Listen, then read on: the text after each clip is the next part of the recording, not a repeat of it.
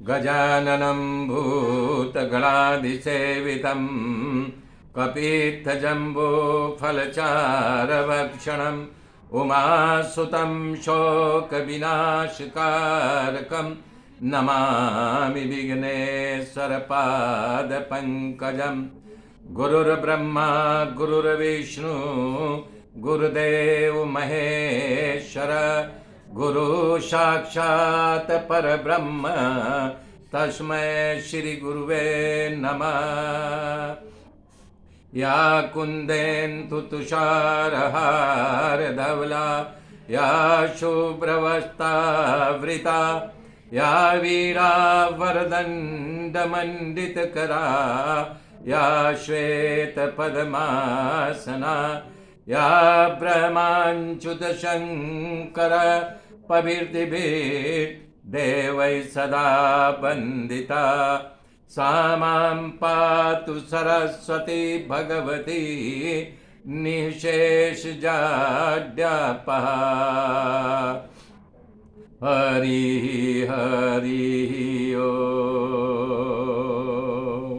हरि हरि ओम।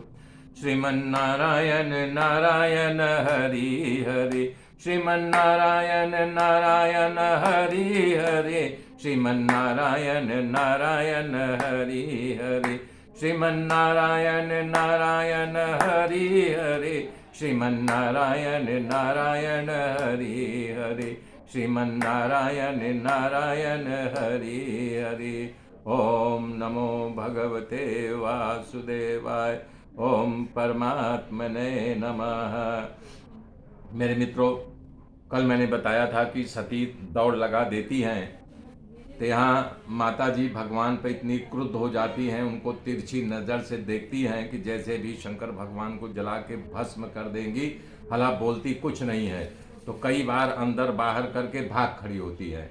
तो जब चली जाती हैं तब यहाँ पर सती शंकर भगवान के घर से निकल करके अकेले ही दौड़ने लगती है, अपने पिता के घर का रास्ता पकड़ती है।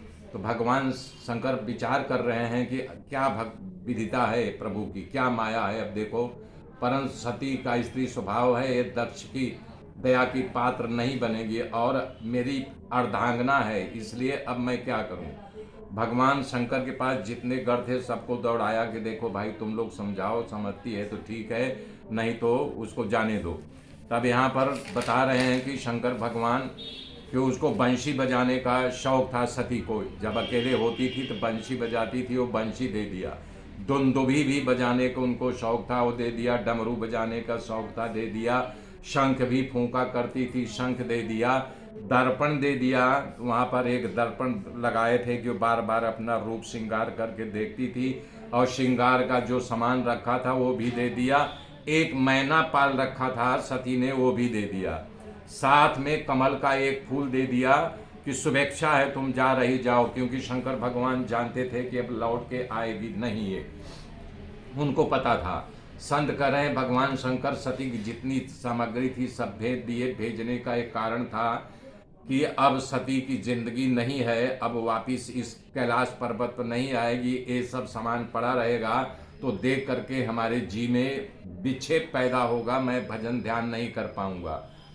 तो इस पर विद्वानों ने जो कहा है, इसे मैत्री जी भी कथा को आगे बढ़ाते हुए कर रहे हैं कि जितने उनके गण थे गए, माता सती को रोके, बोला नहीं ऐसे शंकर भगवान का अपमान होगा, हमारे पीठ पर बैठ जाओ।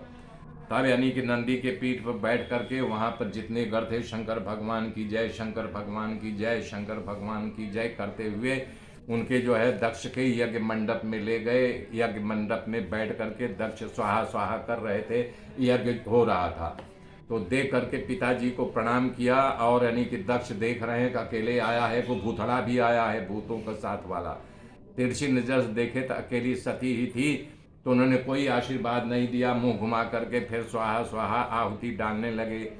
तो सती ने सोचा कि हमारे पिता ने हमको देखा नहीं है, फिर नजदीक आकर के प्रणाम किया, फिर उधर मुंह गुलाब दिए। तब सती को तो दुख हुआ कि है पिताजी हमारे साथ ऐसा दुर्व्यवहार क्यों कर रहे हैं। तो देखा माता से वहाँ चली है, उनकी जो 15 बहनें थी उनको देखा, दौड़ करके जा करके माता के गले लग करके रोने लगी जोर जोर से। पहले ज़माने में, आज भी होता है कि माता को लड़कियां गले लग के रोने लगती है, तब भी प्रथा थी, आज भी प्रथा है। तो सती रोने लगी, बहनें भी गले लग करके रोई, लेकिन जब पिता की नज़र पड़ी तो सब उनसे दूर हो गई, अलग हो गई। माता भी डर गई कि अभी हमको डांटेंगे। तब जो है सती जो है वहाँ घूमने लगी यज्ञ मंडप में। देखे ईशान कोल खाड़ी था, जहाँ भगवान शंकर का आसना लगना चाहिए वहाँ नहीं लगा, सारे देवता लोग बैठे थे। तब देखे कि हमारे पति का अपमान हो गया। अब सती को जो है धीरे धीरे उग्र रूप धारण कर रही हैं। तो बोल रहे हैं कि पिताजी, आपके द्वारा हमारे पति अपमानित हुए, मेरा भी अपमान हुआ। ऐसा लगा कि हमारे पति सच कर रहे थे कि जहाँ निमंत्रण आकर आदर नहीं मिले वहाँ नहीं जाना चाहिए। मैंने आपके यहाँ तो अनजाने में आ गई, क्योंकि आपका मोह खींच लाया। आओ नहीं आदर नहीं, नहीं नैना में स्नेह, ते घर कबहु न जाइए, भले बरसे कंचन में। अपने पति स्वामी भगवान शंकर का अपमान कर बैठी भगवती सती के अंदर अब ग्लानि हो रही, उनकी आज्ञा न मान करके मैं नहीं आई। अब यहाँ ये समझाना चाह रही है कि देखो मैंने कितनी बड़ी भूल की। ये तमाम स्त्रियों के लिए संदेश है, जो जो स्त्री अपने पति की आज्ञा नहीं मानेगी उसके साथ वैसा ही बर्तना होगा। आज भी ये हो रहा है। इसलिए पति का कल्याण सेवक केवल केवल और केवल पति की आज्ञा मानने में भी है। इसलिए उन लोगों ने जब गण देखे तो माता जो है उग्र होती जा रही हैं, तो गण जो है तलवार खींच लिए। जब तलवार खींच लिए भैया, तो सारे लोग स्तब्ध हो गए। तो सती बोल रही हैं कि पिताजी, अब मैं क्या मुंह लेकर के यानी कैलाश पे जाऊंगे, जब हमारे पति हमको देखेंगे और हमारा स्वागत करने के लिए बोलेंगे दक्षायनी आओ, तुम्हारा स्वागत है, तो बताओ हमारा नीचा मुंह हो जाएगा कि तुमने इतना अपमान किया हमारे पति का, उनके साथ हमारा भी, कि हमारे पति जो है संसार में अजन्मा है। आपने जो जो कहा था कि शंकर भगवान भूतड़ा है, भूतों के साथ उठना बैठना है, बात सही है पिताजी। शमशान में जब लाश जाती है, मृत्यु शरीर जलाया जाता है, तो आपको पता नहीं आखिरी आश्रयदाता हमारे पति ही हैं। उनको वहां देते, आप बोलते हैं नरमुंडों की माला, उनकी माला पहन करके उनको तार देते हैं। आप बोलते हैं शरीर में जो है यानी कि भस्म लगाता है मुर्दों की। तो आप जैसे 16 हम बहनों को पैदा कर दिया, आप काम पिपाशा में भरे रहे और आज तक हमें एक भी पुत्र नहीं प्राप्त हुआ है, एक भी संतान नहीं हुआ है।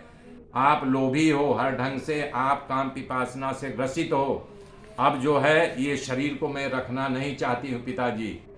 दूसरे को दोष को आप देख सकते हो, लेकिन आपका दोष आपको दिखाई नहीं दे रहा है।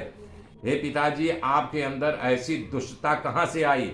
आपने महापुरुषों का अपमान कर दिया, उनसे बड़ा पुरुष संसार में कोई नहीं है।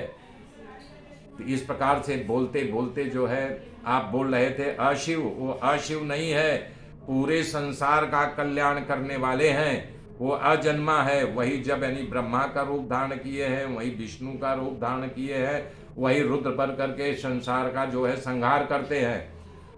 उत्तर की तरफ मुंह कर लिया सती जी ने और योग अग्नि प्रकट कर लिए। शंकर भगवान का ध्यान करके धीरे धीरे वो जब यानी कि अपने प्रणव को जगाया तो उनके शरीर से आग निकलने लगी और जलने लगी।